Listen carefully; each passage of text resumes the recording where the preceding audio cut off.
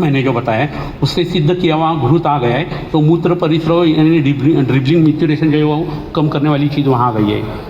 स्थौल्य से मेद बिगड़ता है, मेद से रक्त बिगड़ता है, रक्त दाब और प्रमेह की संप्राप्ति कैसी होती है मैंने आपको बताया। तो ये एक इम्पॉर्टेंट कारण है। इसके बाद व्यायाम के बारे में भी ऐसा ही सोचना चाहिए। आलस्य रहे तो शरीर में मेद बढ़ेगा, कब बढ़ेगा। जो आदमी दौड़ता है उसको लगता है कि चलना चाहिए, जो चलता है उसको लगता है ठहरना चाहिए, जो ठहरता है उसको लगता है बैठना चाहिए, जो बैठा है उसको लगता है कि लेटना चाहिए। ये अभियुक्त किसका है? प्रमेय का है, उसको प्रमेय होता ही है। इसके उल्टा अगर कर दिया जाए तो वो उसकी ट्रीटमेंट हो जाती है। तो ये व्यायाम जो है वो दो तरीके का रहता है, एक शाखा व्यायाम रहता है और कोष्ठ व्यायाम रहता है। तो कोष्ठ व्यायाम यानी क्या है? दोष जो है शाखाओं से कोष्ठ में आ जाते, व्याधि की संप्राप्ति नष्ट हो जाती है।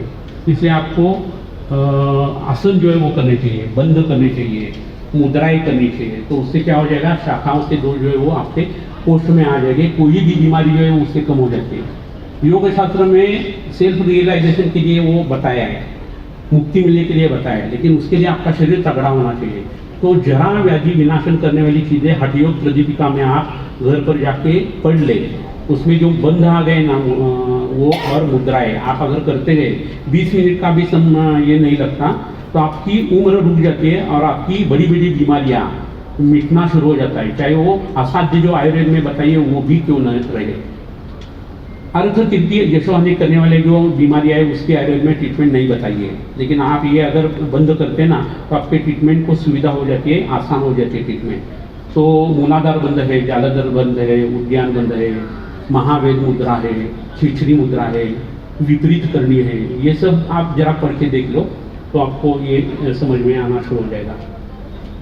आसन करते वक्त हम भुजंगासन करते हैं तो नाग की जो चपलता है हमें आ जाती है। गरुड़ासन करते हैं तो गरुड़ की दृष्टि हमें प्राप्त हो जाती है।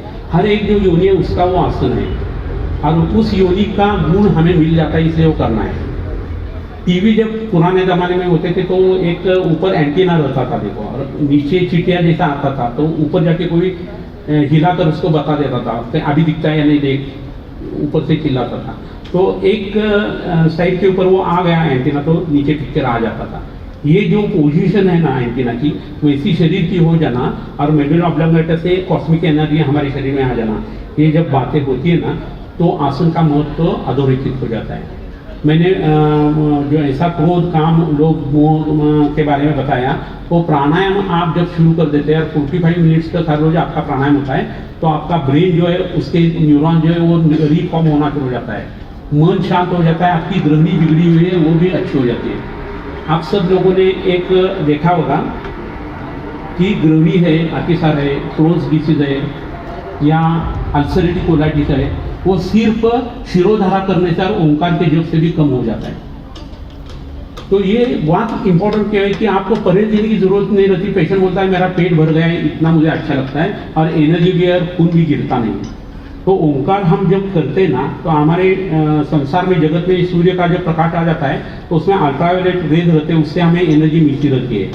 अगर देखा जाए तो वातातपिक रसायन जो बताए हैं, कुटी प्रावेशक और वातातपिक, उसमें वायु भी नहीं लेना है और आतप सेवन भी नहीं करना है, वो अलग पद्धति है। लेकिन शरीर का नेचर जो है उसके लिए जब सूर्य प्रकाश हम लेते हैं तो हमें जो एनर्जी मिलती है वो भूख बढ़ाने के लिए भी आदमी इस्तेमाल कर सकता है। तो ऐसा दूसरा एक प्रकार रहता है वो अल्ट्रासाउंड रहता है, और अल्ट्रासाउंड कभी भी लीनियर जाता है, एक लाइन में जाता है। हम जब प्राणायाम करते हैं या ओंकार का जब कर देते हैं तो हमारे विंड पाइप से जब ये नीचे एनर्जी चली जाती है अल्ट्रासाउंड की, तो हमारे शरीर में एक घटना हो जाती है। जो बबल्स रहते हैं एल्वेओलाई में, तो खून के और पानी के प्यूरा का जो पानी है वो, उसमें एक गति प्राप्त होना शुरू हो जाता है और उसके बबल्स तैयार हो जाते हैं और उससे क्या होता है वो फट जाते हैं और उससे नीले रंग का प्रकाश जो है वो शरीर में उभर के आ जाता है और वो प्रकाश से शरीर एनर्जी ले लेता है और भूख और प्यास जो है वो मिटना शुरू हो जाता है।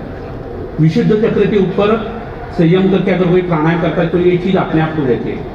तो समझो कोई आदमी मीठा खाता नहीं है और ये प्राणायाम करता रहता है और एनर्जी उससे उसको अगर प्राप्त हो रही है तो उसकी बीमारी भी मिटती है और निदान परिवर्तन होने के बाद जो दवाएं आ जाती है उससे संप्राप्ति भंग हो जाता है, हमें सिर्फ तो पुनर्भव चिकित्सा करनी होती है। ये सोच समझकर आप जब आसन प्राणायाम इसके बारे में पढ़ते हैं और पेशेंट के ऊपर अप्लाई